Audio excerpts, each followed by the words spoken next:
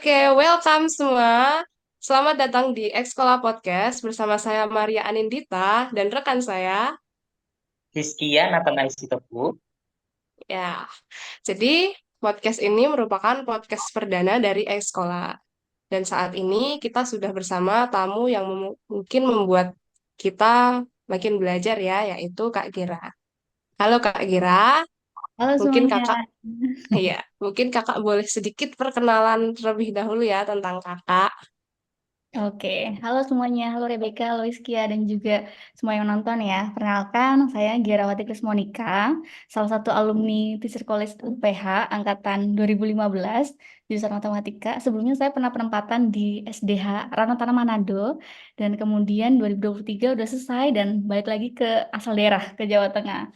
Dan kemudian 1 tahun persiapan scholarship dan puji Tuhan keterima LPDP scholarship gitu kan, dan kalau lancar nih ya, Agustus ini akan berangkat ke Finlandia. Terima kasih. Oke, terima kasih buat perkenalan dari kakak ya. Nah, menarik sekali nih, ternyata Kak Gira ini pernah mengajar di SDH Manado ya. Berarti sama Betul. seperti Hiskia.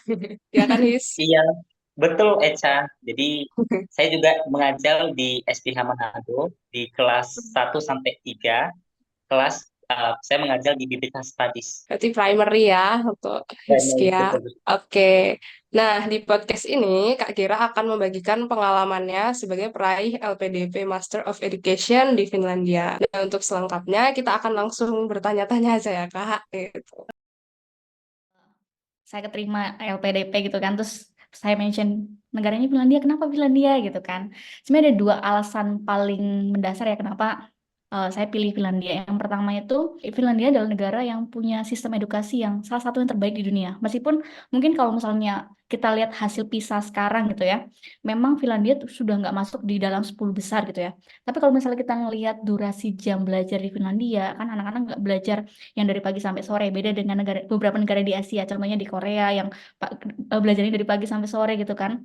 Tapi di Finlandia jam belajarnya singkat gitu, tapi hasilnya tetap baik gitu kan. Jadi itu sesuatu yang menarik buat saya dengan jam belajar yang tidak terlalu padat, tapi hasil secara akademisnya mereka tetap baik gitu. Jadi pengen banget belajar sistem pendidikan di sana. Kemudian alasan kedua adalah happiest country. Jadi Finlandia itu dinobatkan sebagai negara paling bahagia 7 tahun berturut-turut dari 2018. Jadi kayak gimana sih negara paling bahagia itu gitu kan? Salah satu indikatornya itu anti korupsi gitu ya. Jadi nilai sorry kayak indikator korupsi itu persentasenya hampir 0% gitu. Jadi pengen ngerasain gimana sih di negara yang bukan nilai kayak kejadian atau kasus korupsinya itu sangat minim gitu ya. Jadi pengen banget belajar tentang kehidupan di sana dan ngerasain gimana sih kehidupan di sana. Jadi itu 2 alasan kenapa pilih Finlandia. Benar ya, kalau di Finlandia itu belajar juga cuma 5 jam, Hmm. berbeda sama Indonesia. Cuma kalau kita bisa melihat perbedaannya, lebih pintar anak-anak di Finlandia, terutama dalam hal PISA. Mungkin Hmm. disitulah kakak ingin melihat apa sih keunikan yang ada di Finlandia tersebut, dan kenapa sih bisa berhasil, apakah ada faktor atau lainnya. Dan mungkin nanti setelah kakak belajar di sana, kakak akan menerapkannya di sekolah nanti di Indonesia kan, Kak? Betul banget Rizky. Nah, jadi itu juga salah satu alasan ya kenapa pilih Finland. Jadi supaya bisa belajar dan nanti harapannya ada yang bisa diterapin nih dari pembelajaran di sana, terapin di Indonesia gitu. Betul. Jadi menimba banyak ilmu di Finlandia, setelah selesai kembali ke Indonesia untuk mencerdaskan anak-anak Indonesia. Tunggu sebuah niat yang mulia ya Kak. Semoga Terima Tuhan yang kasih. menolong. Siap Kakak. Oke Kak, kalau begitu Kak, eh, mengapa sih Kakak memilih jurusan Magister of Education? Mm, ini juga jadi salah satu pertanyaan yang kemarin cukup dibantai ya pas saya pakai kata dibantai karena beberapa kali ditanyain terus gitu ketika interview LPDP. Jadi kalau di dalam LPDP itu biasanya ada 3 interviewer. Jadi biasanya salah satunya itu dari kampus tujuan, tapi karena ini kan saya kampusnya tujuannya luar negeri, jadi perwakilan hanya biasanya orang yang pernah studi di luar negeri. Kemudian salah satunya itu adalah yang sesuai dengan jurusan kita. Misal kita mau ambil pendidikan, jadi pasti backgroundnya pendidikan. Yang satunya lagi itu adalah psikolog gitu kan. Nah, saya ditanya beberapa kali itu berkaitan dengan jurusan. Jadi karena S1-nya kemarin pas di UPH adalah pendidikan matematika, kemudian pas ambil S2-nya itu hanya Master of Education, bukan Master of Math Education gitu ya. Itu sempat ditanyain, kenapa ya, kenapa nggak pendidikan matematika gitu kan? Jadi memang concern yang pengen saya selesaikan gitu ya, bukan selesaikan, lebih ke bantu untuk saya bisa berkontribusi dalamnya itu memang di bagian yang educationnya. Jadi kalau misalnya kita lihat sekarang kan penerapan kurikulum Merdeka sudah cukup masif ya di banyak sekolah gitu. Dan pas saya di SDH Manado, SDH Manado tuh jadi salah satu sekolah yang angkatan pertama menerapkan kurikulum Merdeka gitu ya. Jadi cukup eh, agak tertati-tati pada saat itu karena kan masih baru terus harus diterapin gitu kan. Dan salah satu hal yang cukup menjadi gebrakan gitu ya di dalam kurikulum Merdeka adalah semua siswa harus lulus atau semua siswa harus naik kelas gitu ya. Sebenarnya itu bukan rule yang kayak paten gitu ya, tapi diusahakan gitu ya supaya anak-anak bisa naik kelas gitu kan dan terus bisa lulus gitu ya. Jadi ada tendensi ketika anak-anak melihat peraturan itu, mereka jadi kayak, oh ya udahlah kalau gitu aku nggak usah terlalu berjuang, nggak usah terlalu semangat belajar karena toh aku tetap bisa dapat nilai, toh aku tetap bisa naik kelas, toh aku tetap bisa lulus gitu kan. Nah ada tendensi itu gitu kan, dan saya ngeliat ini suatu yang perlu kita bantu untuk supaya, karena kita lihat kurikulum Merdeka itu sudah bagus banget ya, kita bisa melatih critical thinking anak gitu kan, kemandirian anak. Tapi kalau misalnya mereka jadinya less motivation gitu kan, itu kan sangat disayangkan. Makanya pengen banget bantu pemerintah di dalam bagian itu ya. Jadi pengen belajar tentang gimana sih kan kalau misalnya di Finland kan anak-anak nggak yang dipus banget masalah nilai gitu ya, tapi mereka tetap bisa memberikan usaha terbaiknya mereka. Jadi makanya pengen banget belajar tentang educationnya gitu kan. Jadi nggak hanya fokus di math education, tapi memang di bagian educationnya, pendidikannya secara khususnya pedagoginya gitu sih. Itu alasannya. Oke Kak Gilang, cukup menarik ya Kak. Tadi Kakak bilang bahwa Kakak ingin fokus kepada pendidikannya, bukan hanya pendidikan matematika. Dan Kakak juga berdasarkan pengalaman mengajar di SDA Manado yang sudah melaksanakan penerapan kurikulum Merdeka, di mana siswa dipacu untuk semangat belajar. Dan ingat bahwa nilai-nilainya pasti akan dinaikkan. Tapi sebenarnya motivasinya bukan tidak belajar, tapi bebas mengeksplor potensi yang diberikan. Tapi memang ini berarti fokusnya kakak nanti di pendidikan nanti adalah pola pikirnya, bukan kebijakan. Kita sebagai pendidik tidak bisa membuat kebijakan, kan itu merupakan ranah dari pemerintah. Tetapi untuk bisa membuat pola pikir yang baik, itu adalah tugas kita, bukan seperti itu, Kak. Ya, betul banget. Jadi memang kita perlu bersama-sama bekerjasama ya. Jadi nggak cuma kita aja sebagai pendidik, tapi kita juga bisa bergandeng tangan dengan orang tua, dengan pemerintah, dengan berbagai pihak gitu ya untuk sama-sama memajukan pendidikan Indonesia. Yang kita bisa bantu salah satunya ya ini untuk mengubah pola pikir anak, untuk bisa ngelihat kesempatan belajar itu sebagai suatu anugerah gitu ya, supaya mereka bisa ya menggunakan kesempatan itu dengan baik dan do the best gitu sih. Betul. Dan saya juga ingat kalau di Finlandia itu sepertinya tidak ada sistem ranking-rankingan dan kompetitif ya, Kak. Jadi benar-benar Betul. harus kolaborasi ya, Kak, harus kolaborasi. Betul. Ya, Jadi mungkin nanti itulah yang memotivasi Kakak untuk studi lanjut di Finlandia, terus membawa positif-positif habit itu nanti di Indonesia tempat Kakak nanti mengajar. betul. Oke, oke Kak. Selanjutnya Kak, dari sekian banyaknya lembaga, kenapa Kakak memilih LPDP? Oke, ini masa pergumulan yang cukup panjang sebenarnya saat itu ya. Jadi FYI gitu ya, saya ikut salah satu bimbingan Scholars gitu tentang study abroad gitu ya, yang menyediakan informasi tentang berbagai jenis scholarship baik dalam negeri maupun luar negeri gitu kan. Jadi sempat riset dan juga diskusi bersama dengan mentor yang diberikan gitu kan. Jadi sempat kayak cerita tentang Chevening, tentang Erasmus gitu kan. Jadi sudah mempertimbangkan plus minusnya, kemudian kan kalau misalnya di Chevening itu kan memang untuk UK gitu kan. Jadi kalau misalnya kita lihat di UK itu mostly untuk master degree-nya itu 1 tahun gitu kan. Saya jujur merasa jadi pas itu saya udah ambil IELTS dan nilai writing saya belum terlalu bagus gitu kan. Jadi saya mikir kalau wah kalau cuma setahun baru adaptasi terus tiba-tiba harus nulis tesis gitu kan. Waduh kayaknya hasilnya nggak akan terlalu maksimal gitu kan. Jadi memutuskan untuk cari scholarship yang bisa lebih dari setahun supaya saya bisa mengembangkan khususnya untuk writing saya gitu kan. Kemudian ada beberapa juga yang saya pertimbangkan contohnya AAS gitu kan. Cuma kemarin memang pas mau ambil AAS saya ngeliat eh kayaknya kurang challenging ya kalau misal terlalu dekat gitu kan. Australia nih gitu kan. Kayaknya mau coba yang Eropa dulu gitu kan. Sempat mempertimbangkan, oke Erasmus deh kalau gitu ya. Ternyata kalau Erasmus itu harus 2 sampai 3 negara gitu kan. Saya kepikiran, aduh kayaknya agak susah untuk beradaptasi mau fokus ke satu negara gitu kan. Jadi setelah mempertimbangkan plus minusnya gitu kan dan juga melihat benefit yang diberikan LPDP support untuk semua yang saya butuhkan, contohnya kayak mereka support visa, kemudian tiket ke sana, terus living allowance yang oke gitu kan, dan juga ada uang settlement juga. Jadi cover semuanya. Jadi itu salah satu jadi pertimbangan juga untuk akhirnya ambil LPDP gitu sih. Oke, Kak. Jadi dengan banyak pertimbangan tadi, dengan mempertimbangkan Black Eyes juga, dan juga ingin mengeksplor banyak negara ya, Kak. Tidak Betul. hanya mau yang dekat-dekat, tapi yang jauh-jauh. Dan itu memang untuk banyak menambah pengalaman. Dan juga saya tadi juga notice Kakak juga memiliki strategi untuk bisa memilih lembaga yang bisa membantu Kakak. Bukankah seperti tadi, Kak?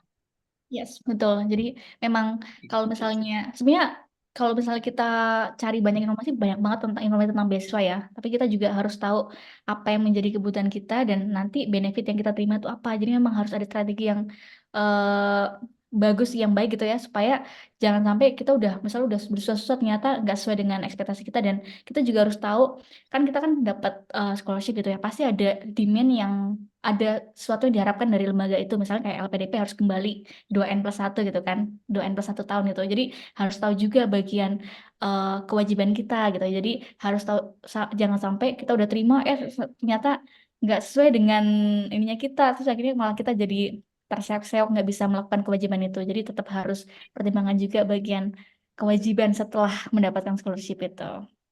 Betul. Berarti kita tidak boleh ikut-ikutan, tetapi harus punya visi misi yang jelas dan juga target yang jelas juga.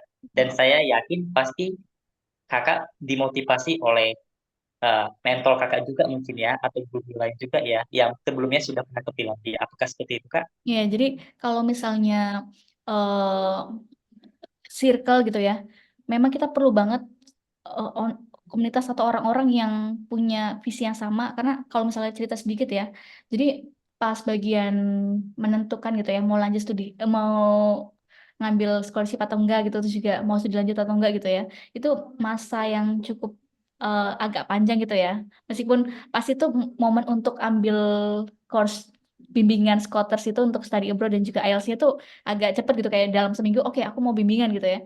Tapi untuk memutuskan oke aku kayaknya benar-benar mau studi lanjut nih, itu butuh. Jadi saya konsultasi dengan beberapa orang, salah satunya mentor ketika pas SMA. Jadi SMA saya juga asrama juga, jadi dapat scholarship juga dari salah satu gereja GKI Sunter gitu ya.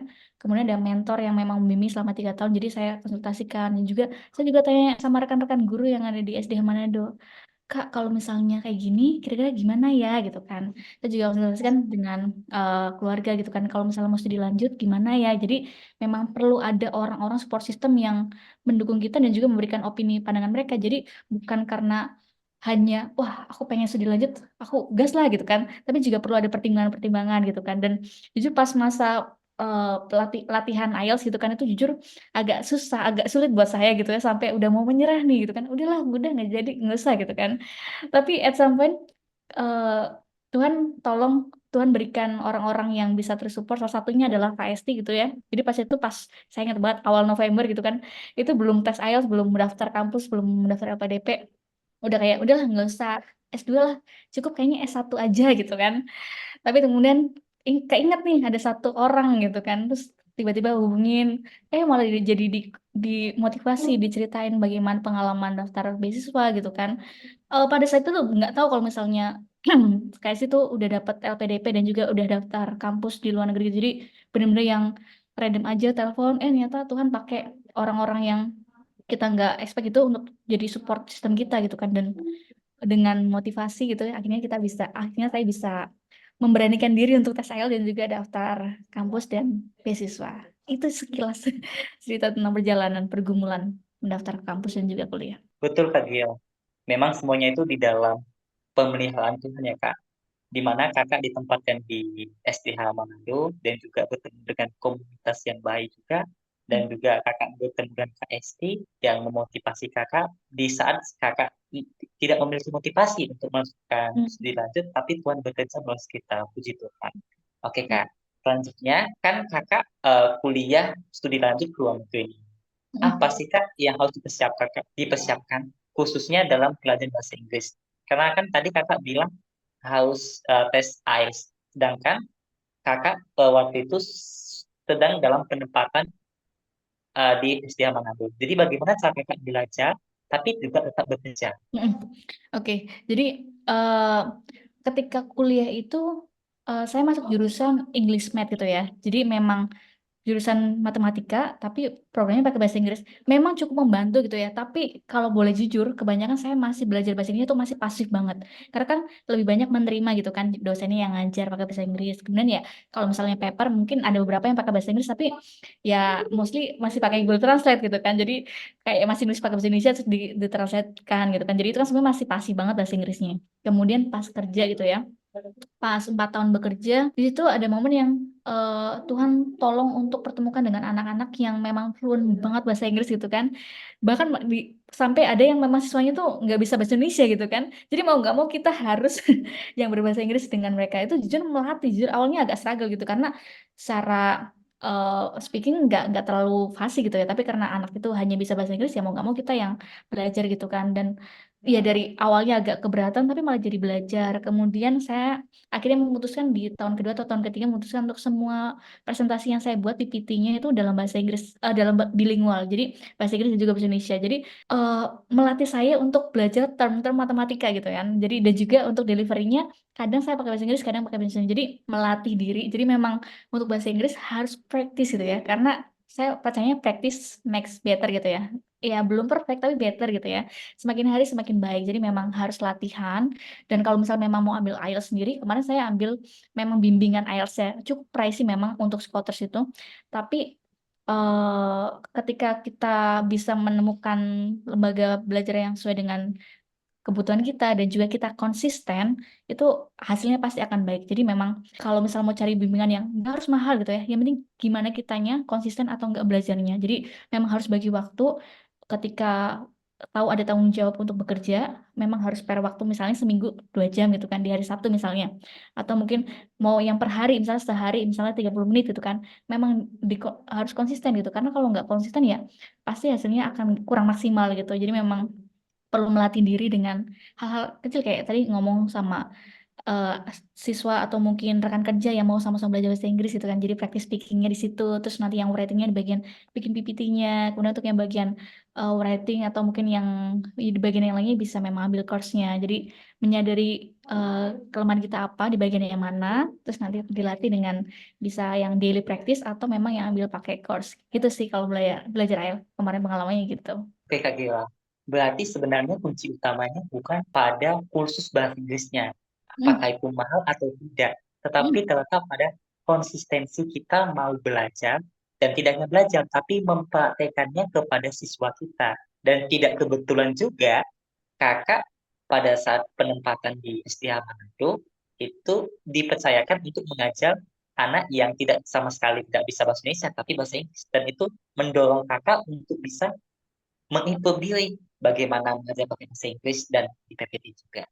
Betul. Betul, Kak. Jadi memang kuncinya bukan di kursus bahasa Inggris ya, tapi kuncinya di konsistensi. Begini, Kak, Konsisten. banyak sekali mahasiswa atau mungkin yang sudah kerja mau lagi melanjut, tapi mereka kurang memiliki manajemen waktu yang baik dan juga susah untuk konsisten. Bagaimana tips dari Kak? Hmm. Kalau misalnya saya sendiri, saya tipe orangnya yang tidak terlalu bisa manage waktu saya sendiri gitu ya. Jadi maksudnya gini, kalau misalnya latihan atau misalnya pas belajar memang butuh orang lain untuk bisa belajar. Jadi kadang saya minta tolong temen, mau belajar bahasa Inggris bareng nggak? Jadi bisa nih, ini tipe kalau misalnya yang belum bisa manage waktu sendiri gitu ya, bisa minta tolong temen yang memang sama-sama mau belajar sehingga punya waktu yang, karena kalau udah janjian waktu mau nggak mau kita harus belajar gitu ya, mau nggak mau kita harus sesuai dengan jadwal yang udah ditentukan gitu kan. Karena kadang kalau misalnya sendiri kadang nanti aja lah, bulan depan aja belajarnya, masih ada waktu kok gitu kan. Itu kalau misalnya belajar sendiri, itu kalau saya gitu kan. Nah karena saya menyadari bagian itu, saya lemah di bagian itu, jadi saya cari partner yang bisa menolong saya yang sama-sama memang mau belajar gitu kan. Jadi mau janjian nggak setiap Sabtu kita ketemu jam sekian, kita sama-sama belajar, kita cari itu bareng gitu kan. Itu kalau misalnya ya memang butuh partner gitu ya. Tapi kalau misalnya susah gitu kan, nggak semua orang berani untuk ambil langkah untuk belajar bahasa yang baru atau mungkin sesuatu yang baru gitu kan. Nah, kita bisa mulai mungkin dengan bikin to-do list gitu ya.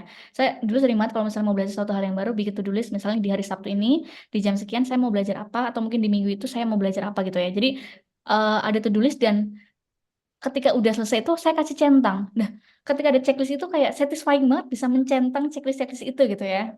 Jadi mungkin teman-teman yang lain juga bisa lihat gitu kan cara-cara kan masing-masing individu pasti unik gitu ya, masing-masing punya caranya masing-masing. Jadi mungkin bisa dengan to-do list, bisa juga dengan memang cari partner gitu kan untuk bisa manage waktu karena kalau dari saya sendiri butuh membangun konsistensi itu agak susah kalau misalnya sendiri gitu kan. Makanya perlu perlu partner atau mungkin perlu juga bisa juga nggak harus partner sih, bisa juga mungkin orang yang hanya ngecek gitu kan. Misalnya, aku mau ini nih, mau belajar ini. Jadi kalau misalnya Rizky kan sekarang di Manado mungkin kenal sama Kak Ivana ya. Nah, Kak Ivana juga Iya. mau belajar IELTS nih. Nah, salah satunya dia minta tolong saya untuk bantu cek gitu kan, bahasa Inggrisnya udah sejauh mana. Nah, jadi dia minta tolong orang lain untuk bantu ngecek sudah sampai sejauh mana gitu bahasa Inggrisnya. Nah, bisa juga, saya mau belajar bahasa Inggris nih, bisa nggak minta tolong cekin saya, misalnya per 2 minggu, ditanyain aja, udah belajar atau belum gitu kan, udah sampai kayak tahap mana gitu kan, udah nonton video atau mungkin udah belajar atau udah nulis apa gitu kan. Nah, jadi bantu minta tolong orang lain untuk bantu ngecekin kita gitu kan. Gitu sih. Jadi langkah-langkahnya bisa seperti itu. Oke, terima kasih ya Kak Gela. Jadi ada 2 tips nih dari Kak Gela supaya bisa konsisten. Yang pertama, membuat to-do list. Yang kedua, kita butuh partner atau teman yang membantu kita bertumbuh. Karena memang kita didesain oleh Tuhan untuk berkomunitas. Oke, terima kasih ya Betul. Kak Gela. Selanjutnya, Kakak kan selama 4 tahun kuliah di FISI dipelengkapi dengan teologi Kristen dan juga Kakak pasti sudah memiliki pemahaman Alkitab yang baik dan juga pandangan yang benar tentang pendidikan Kristen. Bagaimana hal tersebut mempengaruhi Kakak untuk melanjutkan pendidikan di Finlandia? Oke, jadi ngomongin tentang Christian education ya. Jadi selama 4 tahun benar-benar belajar, meskipun pas di SMA itu juga kan asramanya asrama Kristen gitu ya. Jadi memang dari pagi udah dibiasain untuk saat teduh, kemudian nanti pas sorenya, jadi pas makan pagi tuh sharingnya hasil saat teduh yang udah direnungin gitu kan. Terus sorenya ada Bible reading, terus pas makan malam sharing juga. Tapi semakin pas di TC semakin diperdalam gitu ya teologi tentang bagaimana kita melihat rencana Tuhan dalam kehidupan kita, bagaimana kita seharusnya mengajar anak-anak dalam kelas itu kan. Dan sampai ketika kerja di Manado 4 tahun dan juga sempat ada satu tahun break untuk persiapan studi lanjut ini, benar-benar Tuhan tolong bukakan mindset gitu ya. Yang paling benar-benar kerasa banget itu tujuan kenapa sih kita studi lanjut. Karena pernah ada di titik merasa kayak aku studi lanjut supaya orang lain bisa ngeliat aku keren. Orang bisa apalagi kalau misalnya di luar negeri gitu kan. Wah, itu keren banget Finlandia, Eropa gitu kan. Pasti ada rasa kayak wah, kalau misalnya aku bisa capai itu, orang lain bakal mengagumi atau bahkan sampai yang memuji gitu kan. Nah, itu yang sampai menjadi pertanyaan cukup dalam, cukup saya gumulkan cukup lama gitu kan. Tuhan, ini aku mau S2 apakah karena hanya egoku saja atau karena Tuhan mau semakin saya belajar memperlengkapi diri supaya saya semakin dipakai Tuhan untuk rencana yang lebih luas gitu ya di Indonesia atau mungkin di tempat yang lainnya. Jadi benar-benar mengumpulkan bagian kenapa sih kita harus ngambil studi lanjut ya. Jadi nggak harus studi lanjut, ada pasti di hal-hal yang lain. Kenapa sih kita harus ngelakuin ini? Kenapa sih harus kita ngelakuin itu gitu kan? Jadi sampai di akhirnya dapat kesimpulan it's not about me gitu ya. It's all about God. Jadi gimana kita bisa melihat apa yang kita lakukan itu bukan untuk diri kita. Yes, mungkin secara physically kita bisa ngeliat, oke kita dapat degree-nya gitu ya. Kita dapat pujian dari orang lain, wih keren ya bisa dapat LPDP ke Finlandia gitu kan. Tapi deep down in our heart, jadi harus motivasinya itu clear ya. Bukan karena kita mau menyenangkan diri kita sendiri atau menyenangkan orang lain gitu ya.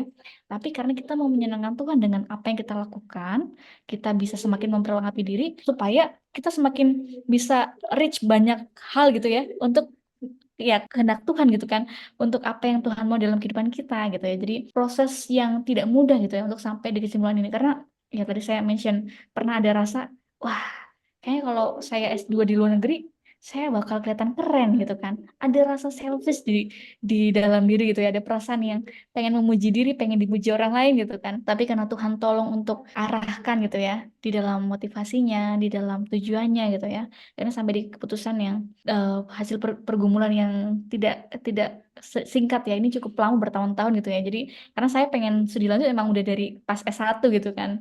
Jadi pas S1 pengen kuliah lanjut, studi lanjut gitu kan. Pas kerja juga pengen, aduh nanti pokoknya habis selesai dari Madep harus gitu kan. Dan ya sampai di titik ini. Itu sih, Rizky ya. Oke, terima kasih ya Kak. Jadi kita belajar yang sama-sama ya, bahwa ketika kita mau melakukan sesuatu, seperti contohnya mau melakukan pendidikan, itu bukan untuk kesembuhan kita atau menunjukkan eksistensi kita, tapi itu mau meresponi panggilan Tuhan yang telah Tuhan tetapkan. Tetapi jawaban Kak Gela tadi sebenarnya bukan dalam satu hal, tapi melalui proses yang panjang. Karena Kak Gela tadi juga bilang bahwa pada awalnya motivasinya adalah untuk mendapatkan pengakuan dari orang lain. Tetapi beriring dengan jalannya waktu, Kak Gela memahami bahwa itu salah, tapi hanya untuk kemudian Tuhan saja. Bukankah begitu Kak Gela? Yes, betul banget Rizky ya. Is for God. It's not me, but about God. Oke. Oke, Kak Gela. Berkaitan dengan pertanyaan sebelumnya, jadi bagaimana kakak meresponi panggilan Tuhan setelah kakak diterima di Finlandia? Oke, jadi pengumuman keterima kampusnya itu sekitar bulan April ya. Jadi pas masa itu benar-benar yang kayak sebelum pengumuman tuh benar-benar yang deg-degnya pasti ya. Semua orang menantikan suatu pengumuman itu pasti kan nervous banget gitu ya. Tapi ketika dapet kabar gitu ya itu, wah akhirnya lega banget meskipun pas itu belum dapat pengumuman yang scholarship ya karena baru pengumuman yang dari kampusnya oke diterima. Dan ketika diterima itu sebenarnya ya paling paling perasaan paling pertama pasti seneng gitu ya. Tapi kemudian menanyakan kok aku bisa masuk ya karena kuotanya untuk masuk di University of Turku yang Finlandia itu kuotanya cuma 20 orang gitu ya untuk Master of Education. Jadi yakin nih aku salah satu di antara 20 orang ini gitu kan. Karena kalau misalnya dilihat dari IPK-nya nggak tinggi-tinggi banget. Saya nggak kumlot gitu ya. Tapi Tuhan tolong saya gitu kan bisa masuk dari antara nggak tahu ya yang daftar mungkin ratusan atau ribuan orang gitu dan saya bisa masuk di antara salah satu dari 20 orang ini. Jadi ucapan syukur yang luar biasa gitu. Tuhan kasih kesempatan buat saya yang secara bahasa Inggris nggak bagus-bagus banget, kemudian juga nilai IPK juga nggak yang tinggi-tinggi banget gitu kan, dan pengalaman kerja juga nggak yang, maksudnya hanya sebagai guru gitu ya, nggak yang sampai maksudnya sampai jadi kepala sekolah atau yang lain-lainnya gitu kan, tapi Tuhan kasih kesempatan itu untuk saya gitu. Jadi pas ngelihat kesempatan yang Tuhan berikan, ucapan syukur yang luar biasa yang harus terus saya naikkan gitu ya dan itu yang harus terus jadi reminder ya ketika situasi sulit gitu. Jadi pas setelah pengumuman dari kampus kan juga harus menantikan pengumuman dari LPDP-nya untuk scholarship-nya gitu kan dan di masa-masa yang sekarang juga untuk ngurus udah dapat LPDP pengumumannya di bulan Juni kemarin kan harus ngurus visa dan apartemen dan sebagainya gitu. Ada yang rasa kayak aduh lelah juga gitu ya karena kelihatannya kayak kecil perintilan-perintilan sederhana gitu ya. Tapi ternyata butuh effort yang luar biasa gitu kan. Jadi di masa sulit ini saya mengingat pertolongan Tuhan dan juga kesempatan yang Tuhan kasih nggak semua orang bisa rasakan loh Gira.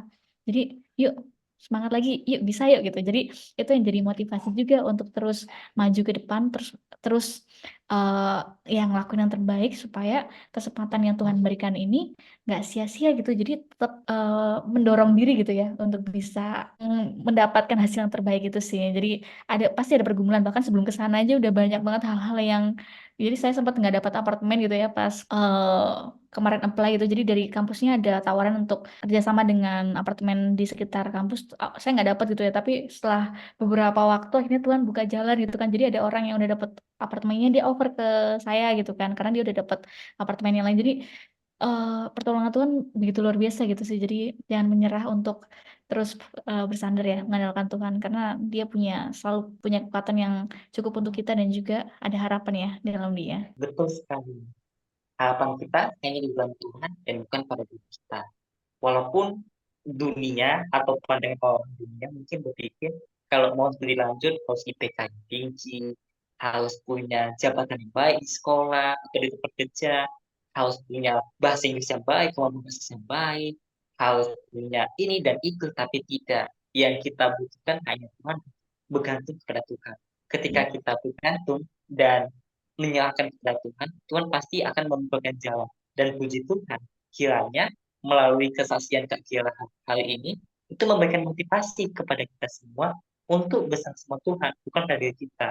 Dan setelah kita mendapatkan berkat tersebut, kita responi dengan bekerja keras juga, belajar keras. Dan Yes. tadi Kak Dila juga sudah bilang, setelah mendapatkan beasiswa bukannya bersantai, tapi ada loh pertanggungjawaban yang harus Kak Dila berbuat. Kak Dila harus membuat visa, harus membuat paspor, dan harus mencari apartemen.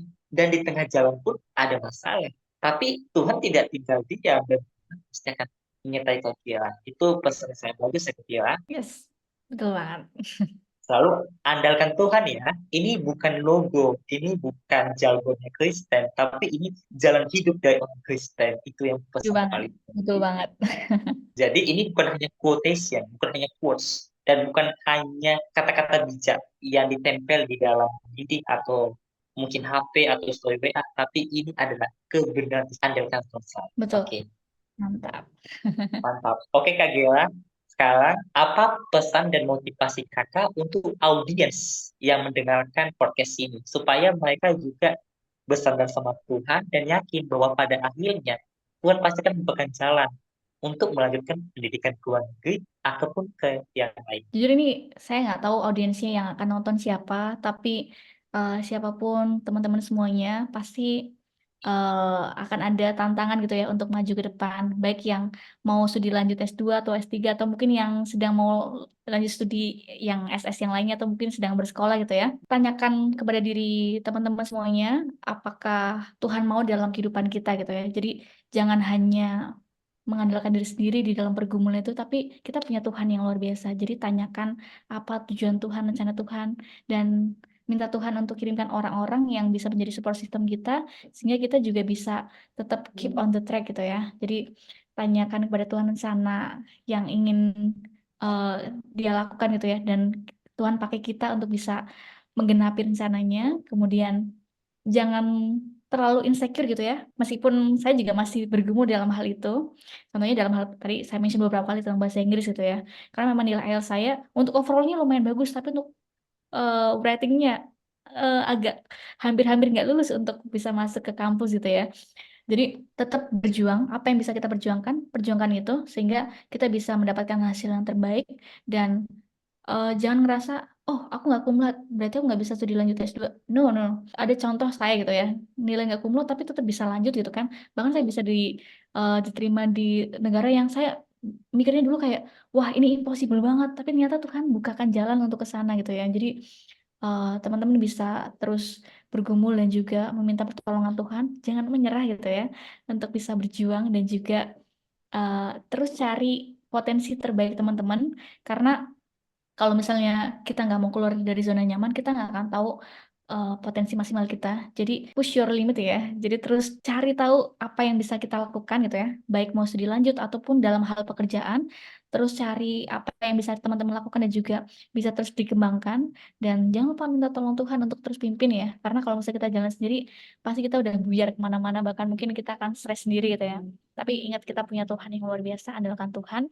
Dan juga terus minta tolong support system ya. Karena kalau kita eh, tadi sendirian gitu ya, juga pasti akan hilang entah kemana. Jadi ya itu pesannya. Jadi andalkan Tuhan, kemudian minta Tuhan tolong untuk pimpin di dalam proses teman-teman untuk studi lanjut atau mungkin mau menggapai impian yang lain gitu sih. Terima kasih Kak Gela. Saya akan melakukan penjelasan Kak Gela tadi. Jadi teman-teman, untuk lanjut studi ke luar negeri, itu bukan diperlukan IPK yang tinggi atau kemampuan bahasa Inggris yang baik. Bukan berarti kemampuan bahasa Inggris yang baik tidak dibutuhkan. Atau mungkin pekerjaan yang baik, bukan. Yang dibutuhkan adalah pengharapan kepada Tuhan dan juga kita butuh kerja keras. Dan kita bukan cari kehendak kita. Jangan tanyakan apa yang kita inginkan atau apa yang kita kehendaki. Tapi tanyakan apa yang Tuhan kehendaki. Dan kiranya Tuhan terus menolong kita untuk mengerjakan panggilan yang telah ditetapkan. Terima kasih Kak Gila. sudah bergabung di Sekolah Podcast. Kiranya kesaksian Kak Gila tadi bisa memberkati teman-teman yang mendengarkan. Saya, Hmm. Inspirasi Teguh, pamit diri. Sampai berjumpa lagi semuanya. Terima kasih Kak Gila. Semuanya, Tuhan memberkati.